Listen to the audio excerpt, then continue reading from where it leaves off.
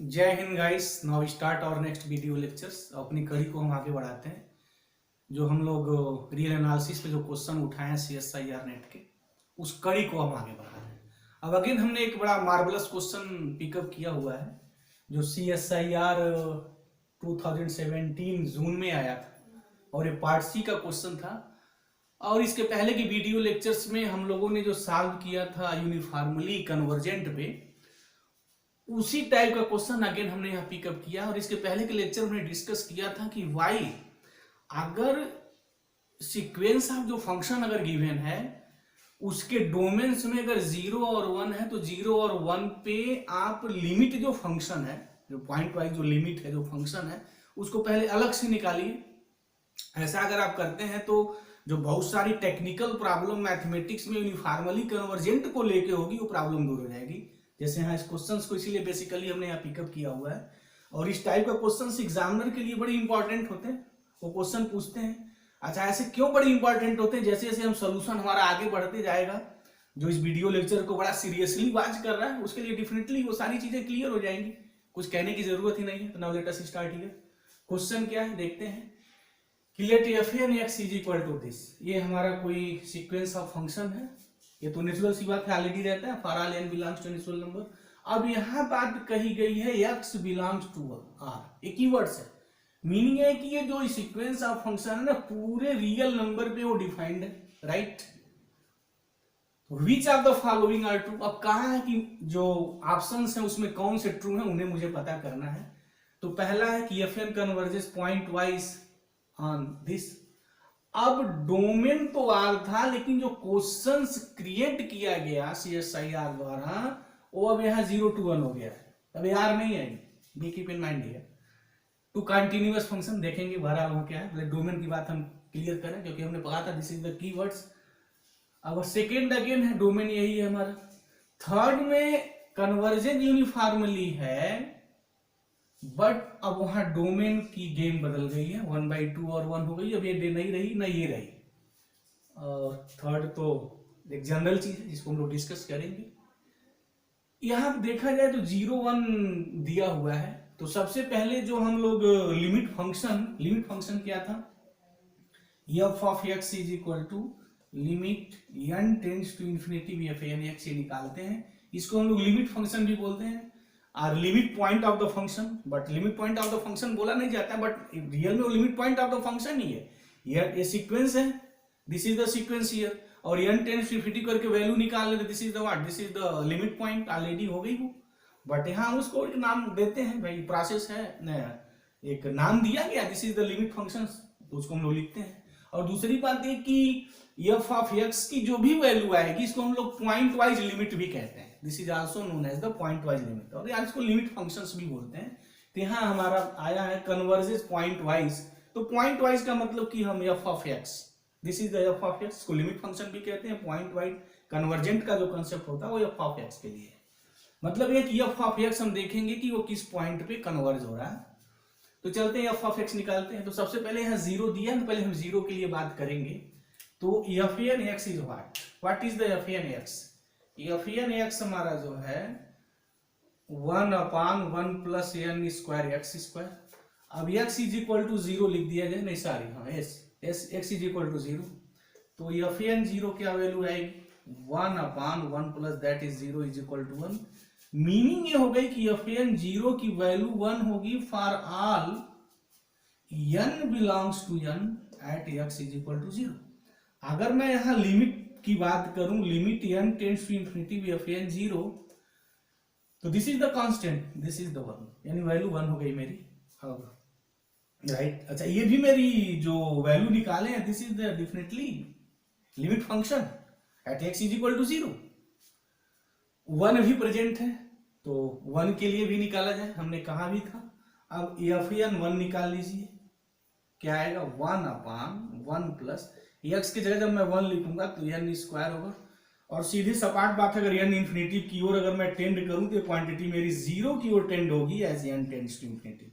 Meaning मेरी क्या होगी कि जो fn 1 जो लिमिट फंक्शन निकला वो मेरी वैल्यू आई 0 f ऑफ x, यानी limit n tends to infinity F N one is equal to 0 and this is the F of X. कहने का मतलब हमारा जो होगा लिमिट फंक्शन हुआ एक्स इज इक्वल टू 1 पे 0 आया, but X is equal to 0 पे इसकी वैल्यू 1 आ गई। अब क्या करते हैं ना, इनके बीच में कोई नंबर एक पिकअप कर लेते हैं, be any real number alpha लिख लेते हैं, उसके बाद देखते हैं क्या वैल्यू आ रही है। नाउ चलते हैं पिकअप कर लेते हैं। अगर 0 1 नहीं रहता तो मैं ताबड़तोड़ कोई रियल नंबर लिख के निकालता। अगर 0 1 है तो बार बार मैं लिसनर्स को एडवाइस कर रहा हूँ कि वो 0 1 पे अलग निकाला, भले ही वो टाइम यहाँ थोड़ा उनका लगेगा, स्पेंड होगा, बट उनको बहुत सारी जो गलती है ना उससे इनको दूर कर देगा। नहीं अदरवाइज बहुत सारे ऐसे क्वेश्चन आएंगे, यू हैव इन प्रॉब्लम, आप प्रॉब्लम में हो जाओगे। तो अब हम कोई एक अल्फा नंबर ले लेते हैं, 0 less then alpha less than 1, देखते हैं क्या है। तो एफ एन अल्फा क्या हो जाएगा, what F N alpha is equal to 1 upon 1 plus N square alpha square. अच्छा, अगर मैं इसकी लिमिट निकालूं N tends to infinity F N alpha, तो this is the limit N tends to infinity 1 upon 1 plus N square alpha square. Again अगर N infinity की ओर अगर टेंड होगा तो 0 है नहीं, तो 1 upon infinity that is the 0 ही है। मीनिंग मेरी क्या होगी कि ये जो मैं लिमिट फंक्शन निकाला एफ ऑफ एक्स, इसकी वैल्यू क्या क्या आई है, 1 आई है और 0 आई है। तो किस पे आई है, थोड़ा उसको मैं अब यहाँ कायदे से लिख लूं। अब उस लिमिट फंक्शंस को हम एफ ऑफ एक्स लिखते हैं, और एफ ऑफ एक्स यही जो है वो ये बताता है कि जो सीक्वेंस ऑफ फंक्शन है वो कहां पे हमारा जो है कन्वर्ज हो रहा है।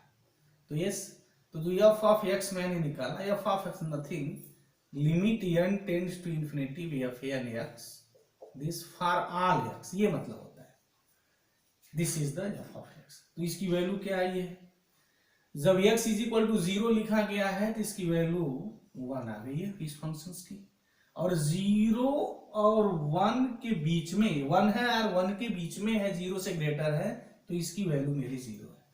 तो ये मेरा लिमिट फंक्शन हो गया। अच्छा, इसको हम लोग पॉइंट वाइज लिमिट भी बोलते हैं, this is known as also pointwise the limit. तो जो सीक्वेंस ऑफ जो फंक्शंस गिवन है उसकी जो पॉइंट वाइज जो लिमिट है वो मेरी वैल्यू 1 भी आ रही है, 0 आ रही है, मतलब कि ये दो जगह कन्वर्ज कर रहा है, एक तो 1 पर भी कन्वर्ज कर रहा है और दूसरा मेरा 0 पर भी कन्वर्ज कर रहा है। अब यहाँ क्या बात है, F N converges pointwise, as very good, converges है ये, और कन्वर्जेस किस पे है, 1 पे है, 0 पे है।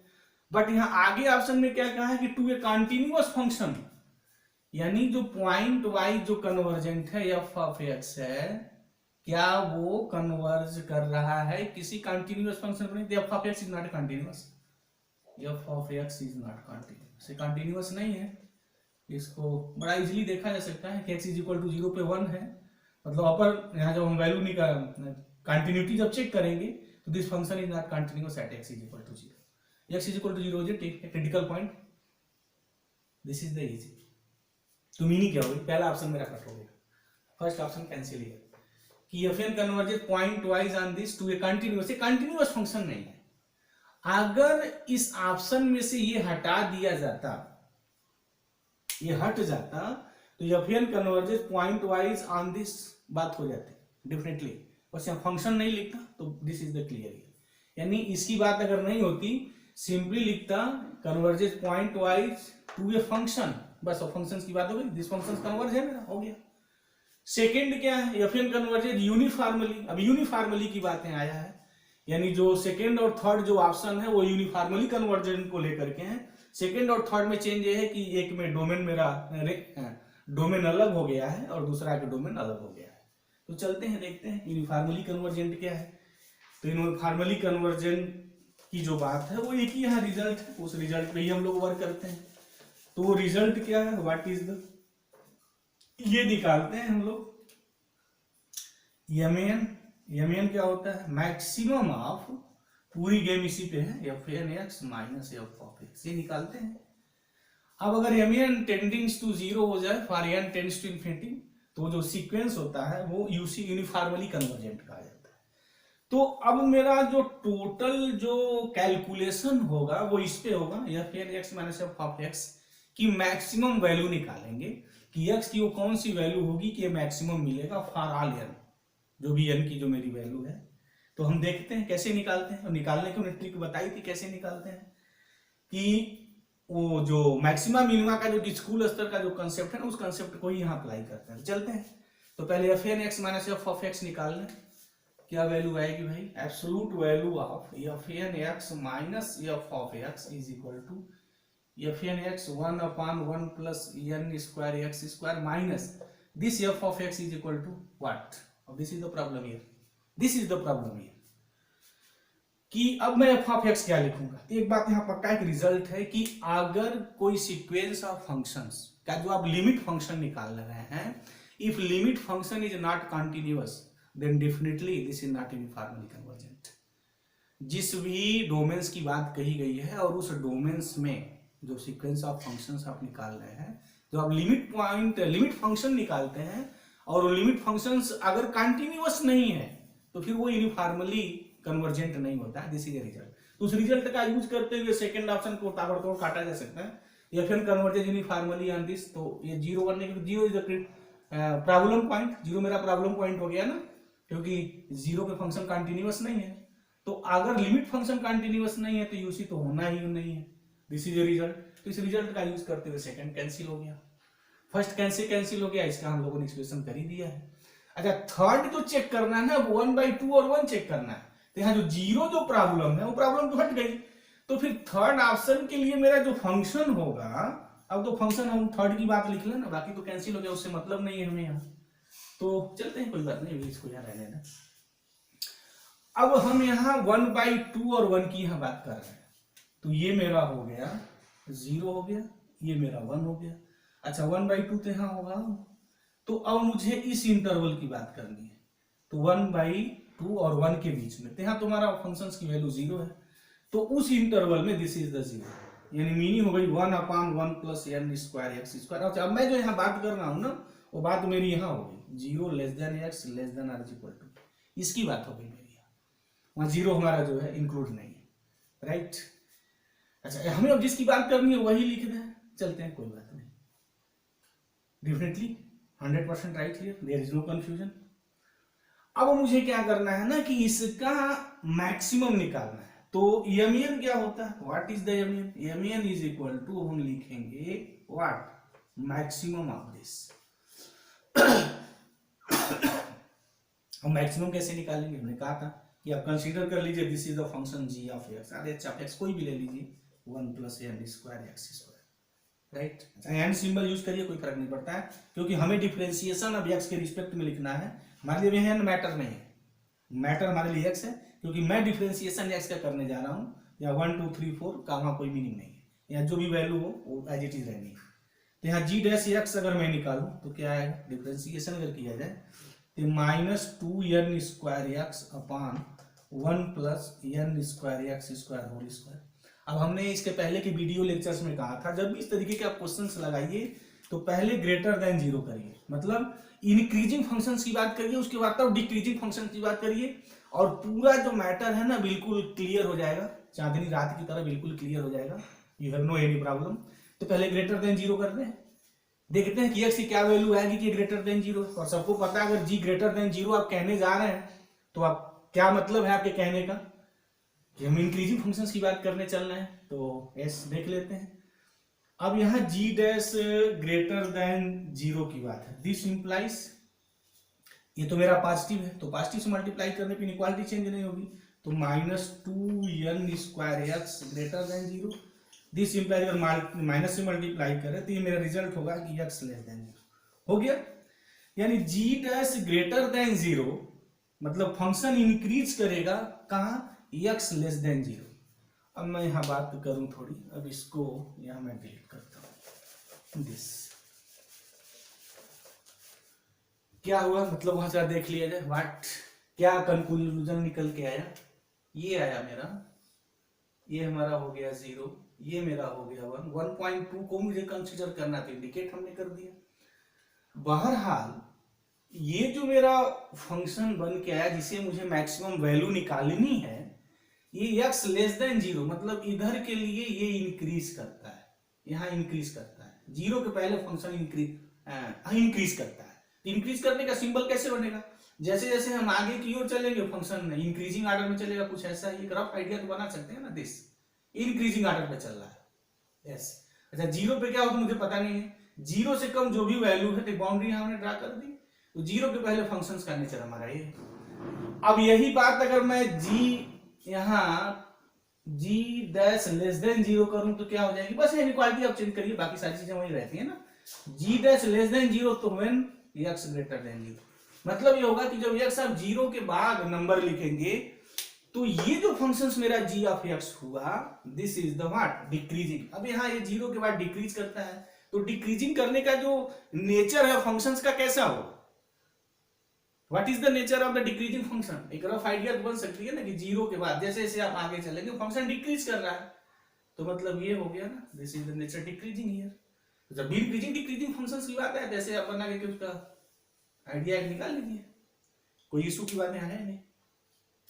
यानी जीरो के बाद फंक्शन डिक्रीज कर रहा है और जीरो के पहले फंक्शन इंक्रीज कर रहा है, तो जीरो पे क्या होगा, डेफिनेटली वहां पे मैक्सिमम और मिनिमम की बात होगी। जहां जिस पॉइंट पे ना इंक्रीजिंग और डिक्रीजिंग फिनिश हो जाता है ना, तो वो क्रिटिकल पॉइंट हो जाता है, वो यहाँ तो मैक्सिमम एग्जिस्ट करेगा, मिनिमम एग्जिस्ट करेगा।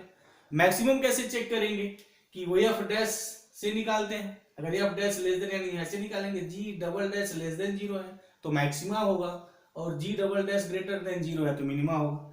चलिए सभी मुझे उसकी बात वहां नहीं करनी है, यहाँ मेरा पॉइंट जो कहा गया है जो पूछा गया है वो 1/2 है, तो 1/2 मतलब इनके बीच में मुझे बात करनी है, ये इस बीच में, यानी जो ऑप्शन 3 जो घूम रहा है ना वो 1/2 और 1 इस इंटरवल के बारे में वहां पूछा गया है, पेपर सेटर ने यहाँ के बारे में पूछा था। तो फिर 1/2 और 1 के बीच में फंक्शंस का नेचर कैसा है, definitely this is decreasing nature, और हमें यमियन क्या चाहिए मैक्सिमम ऑफ दिस, और इस फंक्शंस का जो नेचर है वो डिक्रीजिंग है। डिक्रीजिंग मतलब क्या कि 1/2 पर सबसे बड़ी वैल्यू होगी, और जैसे 1/2 की जैसे जैसे आगे जाएंगे तो 1 पे वैल्यू मिनिमम होगी। कहने का मतलब क्या होगा कि ये जो क्लोज इंटरवल 1/2 है इसके बीच में 1/2 पे फंक्शंस की वैल्यू सबसे बड़ी मिलेगी। देख लिया जाए by geometrical, this concept is perfectly clear, और यहाँ मिनिमम वैल्यू मिलेगी इस इंटरवल में, तो मुझे मैक्सिमम चाहिए, तो मैक्सिमम कब ऑब्टेन होगा, डेफिनेटली मैक्सिमम जो होगा 1/1 plus n square X square का at x is equal to 1/2 पे मिलेगा इसमें, क्योंकि मुझे इस पे ही बात करनी है। तो यमियन क्या लिखेंगे, x is equal to half लिखेंगे तो उसका मैक्सिमम ऑब्टेन हो जाएगा। तो चलते हैं ना, वो वैल्यू हम लिख देते हैं, यमियन हमारा क्या आएगा भाई, x is equal to half जो लिखेंगे तो हमारा मैक्सिमम हो जाएगा, तो s, तो x इज इक्वल टू 1/2 पे जो यमियन जो मेरी वैल्यू आएगी 1/1 plus n square into 1/2 square this, तो ये मेरी वैल्यू हो जाएगी 4/4 plus n square, this is the यमियन, और definitely tends to zero as n tends to infinity, यही तो फैसला करना है। अगर यमियन जीरो की ओर टेंड कर जाए for n tends to infinity तो given sequence is uniformly convergent in that interval और इन दैट डोमेन जहां की बात कही जा रही है। तो 1/2 और 1 के बीच जो इंटरवल दिया गया है उसमें जो ये सीक्वेंस ऑफ फंक्शंस है वो uniformly convergent, this is the uniformly convergent ही। उसके बाद यहाँ एक पूछा हुआ क्या लिमिट इसकी वैल्यू इसके इक्वल है, तो इसके लिए तो फिर है, इस पर भी रिजल्ट है, लेकिन यहाँ बिना उस रिजल्ट का यूज किए ही लगाया जा सकता है। अच्छा लिसनर यहाँ एक बातचीत ध्यान से देखेंगे, ये जो अपर लिमिट 1 है उसकी meaning 1 minus H S greater than zero and S tending to zero की बात होती है, और यहाँ 0 प्लस एप्सिलॉन की बात होती है। तो जब भी इस टाइप के इंटीग्रल का क्वेश्चन हो तो उसकी मीनिंग मेरी यही होती है। तो यहाँ हम इसकी वैल्यू अगर निकालें क्या वैल्यू आएगी, तो ये तो मेरा option 3 this is the right here, limit n tends to infinity 0 to 1 F N X is what, ये हो गया limit n tends to infinity 0 to 1। अच्छा एफ एन एक्स की वैल्यू है 1/1 plus n square X square dx। अगर इसका integration निकाला जाए n x अगर हम लोग t ले लें तो फिर ये क्या आएगा, limit n tends to infinity n x को t ले लिया जाए तो n dx dt तो 1/n हो जाएगा दिस, और 1 plus T square tan inverse t हो जाएगा। तो tan इनवर्स t का हमारा मतलब होगा कि tan इनवर्स वो है ना 1 plus x square tan inverse x, तो एन एक्स को हमने टी माना है, तो this is the n x से, वेरी गुड दिस। और यहाँ जो मेरा हो गया 0 1, तो अगर मैं 0 लिखूंगा टेन इनवर्स 0 0 हो जाएगा, 1 लिखेंगे तो n हो जाएगा। तो ये हो गया हमारा limit n tends to infinity 1 by n into tan inverse n हो जाएगा।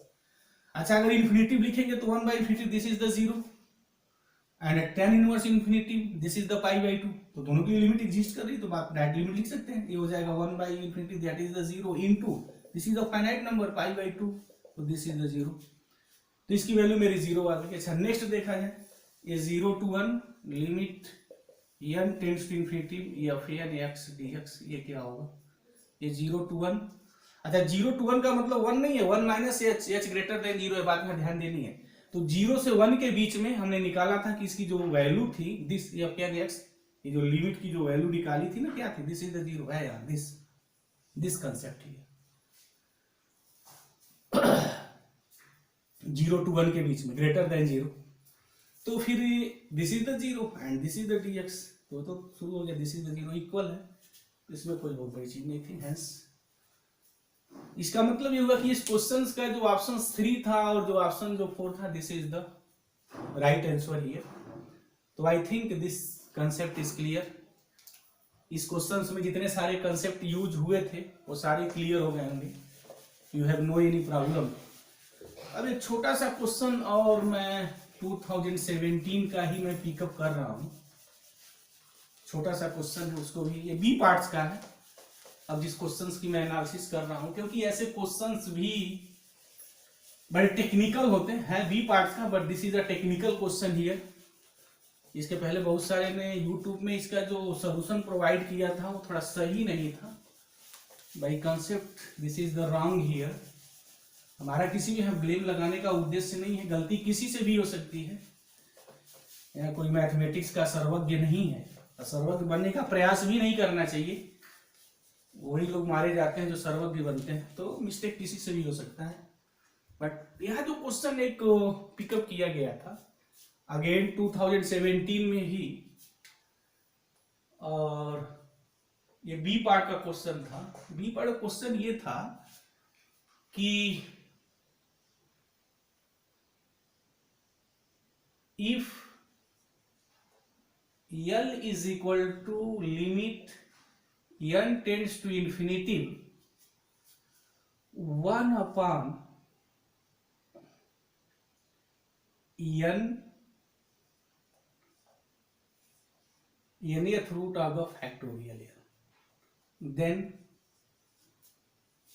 ऑप्शन गिवन था और वहां 4 ऑप्शंस दिए गए थे, 0 था 1 था 1 बाई 2, इस तरीके के ऑप्शन दिए गए थे। पर हम ऑप्शन देखते हैं क्या आता है, सिंस बी पार्ट्स का है तो एक ही ऑप्शन ट्रू होगा।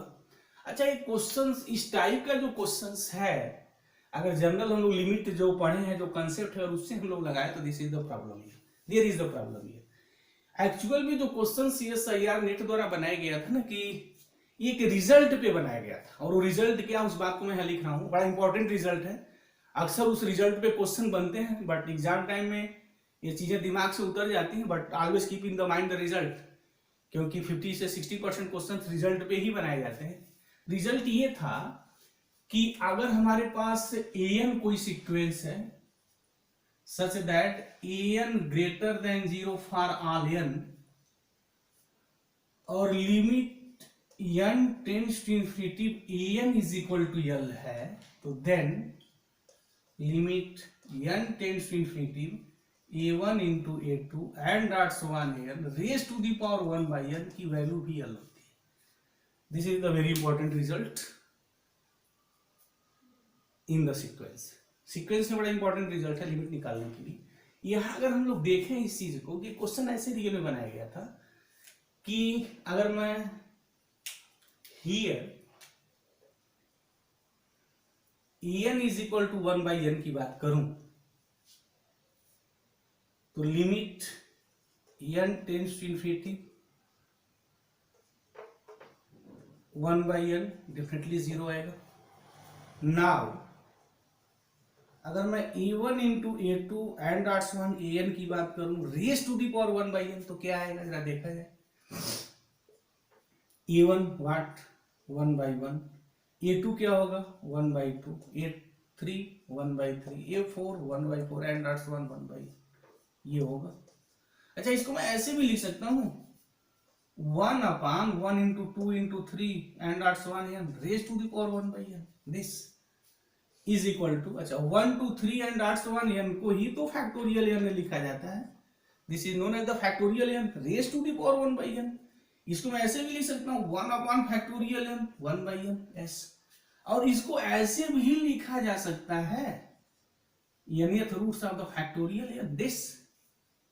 तो मुझे उम्मीद है कि जो लिसनर्स इस वीडियो लेक्चर थोड़ा सीरियसली वॉच कर रहे हैं उनको चीजें समझ में आ गई होंगी कि CSIR वाले ने ये क्वेश्चन कैसे बनाया था और किस रिजल्ट का बड़ा खूबसूरती से वहां यूज किया गया था। और तो फिर लिमिट निकालना रह गया, तो फिर इजी चीज हो गई ना कि अगर इसकी वैल्यू 0 है तो इसकी जो वैल्यू वही होगी जो ये आएगी बाय दिस रिजल्ट। तो फिर इस रिजल्ट से हम लोग क्या लिखेंगे, तो limit n tends to infinity 1 upon n factorial n is equal to what? This is the 0 here. इसकी जो लिमिट होगी वही लिमिट मेरी इसकी हो जाएगी यूजिंग दिस रिजल्ट। तो मुझे उम्मीद है कि this concept is clear here. हमने जो क्वेश्चन उठाया और इस क्वेश्चन उठाने के पीछे हमारा उद्देश्य क्या था वो लिसनर को भी क्लियर हो गया होगा। तो जब भी इस टाइप का कहीं क्वेश्चन बने तो रिजल्ट पे थोड़ा ध्यान दें, ऑलवेज यूज द रिजल्ट। तो thank you very much guys, जय।